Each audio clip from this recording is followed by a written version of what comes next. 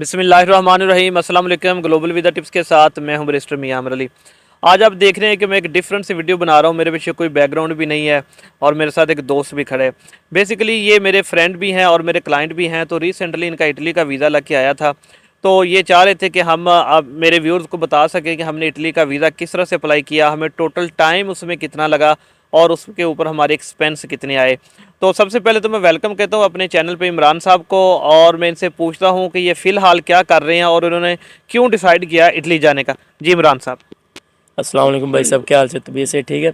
भाई मैं फ़िलहाल तो स्टूडेंट हूँ एविएशन फील्ड का, और इटली जाने का मैंने इसलिए सोचा क्योंकि इटली में मेरी जो फील्ड है उसके हिसाब से अपॉर्चुनिटी काफ़ी ज़्यादा है। जब मैंने अपनी पोस्ट स्टडी कंप्लीट की तो उसके बाद मेरा जो माइंड था वो था बाहर जाने का। तो जब मैंने सर्च आउट किया तो इटली थी जो मेरे लिए सबसे बेहतर ऑप्शन नज़र आई मुझे कि मैं इटली जाऊँगा तो वहाँ पर मेरा फ्यूचर जो स्कोप है वो काफ़ी ज़्यादा है। तो इसलिए जब मैंने सर्च आउट की तो मुझे एक फ्लाई ऑन एरो नाम का एक अदारा मिला जो मुझे मेरी जो तमाम ज़रूरियात थी उनको फुलफ़िल करता था। तो मैंने उनसे कांटेक्ट किया तो उन्होंने मुझे ऑफ़र करवाई कि वो मुझे एक 6 मंथ के कोर्स में एडमिशन देंगे। तो मैंने वो एक्सेप्ट की, तो उन्होंने मुझे फिर अपना एडमिशन लेटर भेजा। तो एडमिशन लेटर भेजने के बाद मैंने एक्सेप्ट किया तो उनकी फ़र्स्ट जो डिपॉज़िट है, इनिशियल डिपॉज़िट जो है वो मैंने 1000 यूरो ने पे किए। ये आपने कैसे उनको पे किए थे, ऑनलाइन या कोई उनका नुमाइंदा था पाकिस्तान में जिसके थ्रू आपने पे किए? उनका एक नुमाइंदा था इस्लामाबाद में, कैप्टन ग्रुप कैप्टन एजाज था इस्लामाबाद का। तो वो उनका एक नुमाइंदा है पाकिस्तान में जो इस सारे प्रोसेस को लेके आगे चलता है, क्योंकि पाकिस्तान की जो एक हालात कुछ ऐसे हैं कि बाहर के जो यूरोप के लोग हैं वो गारंटी मांगते हैं। तो हमारी गारंटी तो सर एजाज साहब ने दी थी, तो हमने उन्हें पे किए थे। तो फिर उन्होंने आगे उन्हें फ्लाई ऑन एरो वालों को पे किए हमारी जो इनिशियल डिपॉजिट था। अच्छा, सबसे पहले तो मैं इनका वीज़ा दिखा दूं, शायद ये आपकी स्क्रीन के ऊपर हो, जो रिसेंटली इनका इटली का वीज़ा लग कर आया है। तो ये स्टूडेंट है लाहौर में। तो इन्होंने कांटेक्ट किया था जैसा कि उन्होंने बताया है वहाँ पर, और फिर उसके बाद एडमिशन हुआ। अच्छा, उसके बाद बताइए कि आपको टोटल टाइम इस सारे प्रोसीजर में कितना लगा, वीज़ा अप्लाई करने से लेके वीज़ा आने तक?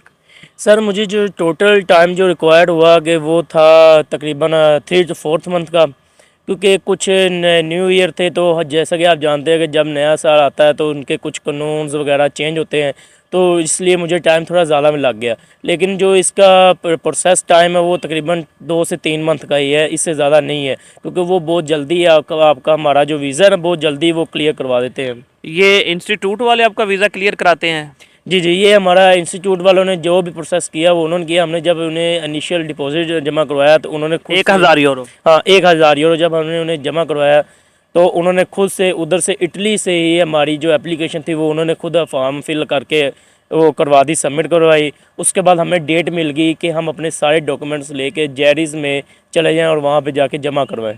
जैसे कि आप लोगों को भी पता है कि इटली की अपॉइंटमेंट जो है वो बड़ी मुश्किल से पाकिस्तान में मिलती है, लेकिन इस केस में इंस्टीट्यूट वालों ने खुद ही जो इटली की अपॉइंटमेंट है वो इनके लिए अरेंज की है, जी ऐसे ही ऐसे है? ऐसी ही बात है, ऐसी बात। अच्छा, और इसके बाद अच्छा एक चीज़ ये बताइएगा कि अप्लाई करने के बाद जब आपने वीज़ा सबमिशन करवा दिया उसके बाद आपका कितना टाइम प्रोसेसिंग में लगा? वीज़ा जो अप्लाई करने के बाद हमें तकरीबन 2 मंथ का टाइम लगा था, 2 से 2.5 मंथ का टाइम लगा था। उसमें कुछ थोड़े बहुत इश्यूज़ आ रहे थे, इसकी वजह से हमें ज़्यादा लग गया। लेकिन जो मेजर टाइम रिक्वायर्ड होता है वो तकरीबन 1 डेढ़ मंथ का था, क्योंकि ये हमने खुद से अप्लाई नहीं किया था, वो हमारी बाहर से एप्लीकेशन आई थी इटली से, तो इसलिए हमें टाइम जल्दी मिला था। तो इसलिए हमारा टाइम रिक्वायर था वो जल्दी हो गया। लेकिन जब हम जेरिस में गए थे तो वहाँ पे जब लोग हमसे पूछते थे कि आप किस कंट्री के लिए अप्लाई कर रहे हो, तो हमने बताया इटली के हो, तो वो थोड़ा सा शौक थे कि आपको इतनी जल्दी कैसे अपॉइंटमेंट मिल गई। तो हमने उन्हें बताया तो वो काफ़ी हैरान होते थे कि इटली की अपॉइंटमेंट इतनी जल्दी कैसे मिल गई आप लोगों को। अच्छा, मेन चीज़ बताएं, जैसा कि बहुत से व्यूज़ का ये सवाल भी होगा, क्या आप वहाँ पर जाकर इस वीज़े के ऊपर काम कर सकते हैं? जी जी, हम इस वीज़े पे उधर जाके काम भी कर सकते हैं। हमें वो तकरीबन 20 to 22 आवर्स जो है वो जो मेजर घंटे होते हैं 20 घंटे वो अलाउ है, हम इस पे काम कर सकते हैं क्लासेस के बाद जब हमारा 6 मंथ का कोर्स है, 6 मंथ के कोर्स के बाद हम टोटली फ्री हैं। उधर हमारे जब फिंगरप्रिंट हो जाएंगे हमें उधर का एक कार्ड है जिसे हम रेजिडेंस परमिट कहते हैं, उधर सोजोर्नो कहते हैं, जब वो मिल जाएगा तो हमारा वीज़ा मज़ीद 1 साल के लिए एक्सटेंड हो जाएगा। तो जब हमारा वीज़ा एक मज़ीद 1 साल के एक्सटेंड होगा तो हम फिर टोटली फ्री हैं, जो मर्ज़ी काम करें उस पर कोई पाबंदी नहीं है। आप अपनी मर्जी से फुल टाइम काम भी कर सकते हैं, वहाँ पर रह भी सकते हैं। जी जी। अच्छा, थोड़ी सी चीज़ मैं यहाँ पे ऐड कर दूँ, शायद आप भी सुन रहे होंगे इस चीज़ को, कि इनका टोटल एक्सपेंस जो अभी तक इस वीज़े के ऊपर आया है वो सिर्फ 1000 यूरो है। इसके अलावा कोई भी एक्सपेंस नहीं आया। अभी जो हमने इनकी टिकट की है 25 मार्च की, सिर्फ वो एक्सपेंस हम पे आया है, और बाकी जो इसकी फ़ीस है कॉलेज की, जो इसके कोर्स के मुताबिक है, वो वहीं पर जाके पे करनी है। बिल्कुल ऐसे ही है। हाँ जी जी, ऐसे ही हमारी जो फ़ीस है ना, ये बेसिकली जो 1000 यूरो हमने इनिशियल डिपॉजिट किया है, ये हमारी फ़ीस का ही एक हिस्सा है।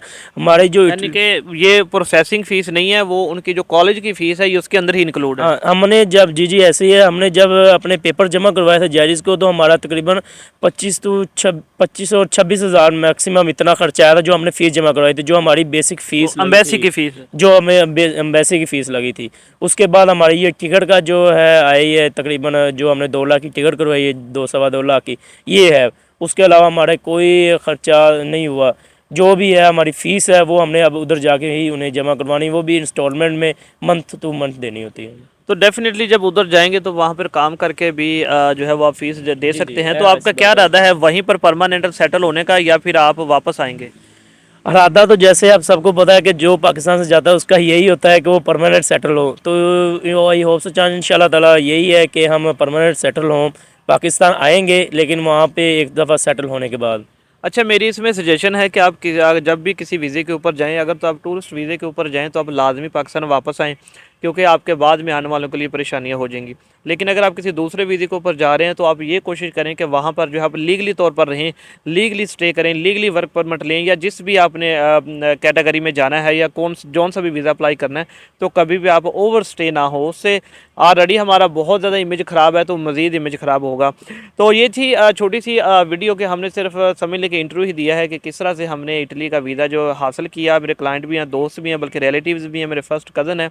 तो हमें बहुत थोड़ा टाइम लगा। तो ये उन अफराद के लिए ये वीडियो है जो अपने बहुत ज़्यादा पैसे ज़ाया कर देते हैं, ख़ुद कोई मेहनत नहीं करते, ना ही कोई सर्च आउट करते हैं, बस एजेंट हजरात पे छोड़ देते हैं कि जी आप इतने पैसे ले लें और हमें जो है वो वीज़ा घर बैठे दे दें। लेकिन अगर आप खुद देखें, इन्होंने बताया कि हमने खुद इंस्टीट्यूट देखा, खुद एवरीथिंग किया, और हमारा उसके ऊपर कोई भी एक्सपेंस नहीं आया। तो ये चैनल बनाने का भी मेरा जो आपसे मकसद है वो यही है कि मैं आपको इस चीज़ से जो एजुकेट कर सकूं कि आपने अपना वीज़ा खुद अप्लाई करना है, आपने बहुत ज़्यादा जो पैसे किसी को नहीं देने। क्योंकि देखिए, अगर आप डॉक्यूमेंटेशन क्लियर कर लेते हैं तो आपका वीज़ा हासिल करना किसी भी कंट्री के लिए बहुत ज़्यादा आसान है। उम्मीद करता हूँ आपको आज की ये वीडियो पसंद आई होगी। इसको आपने लाइक और शेयर ज़रूर करना है ताकि ये इन्फॉर्मेशन दूसरे दोस्तों तक भी जा सके। इंशाल्लाह ताला कल एक नई वीडियो के साथ मैं आपकी खिदमत में हाज़िर हूँगा। मुझे इजाज़त दीजिए। अल्लाह हाफिज़।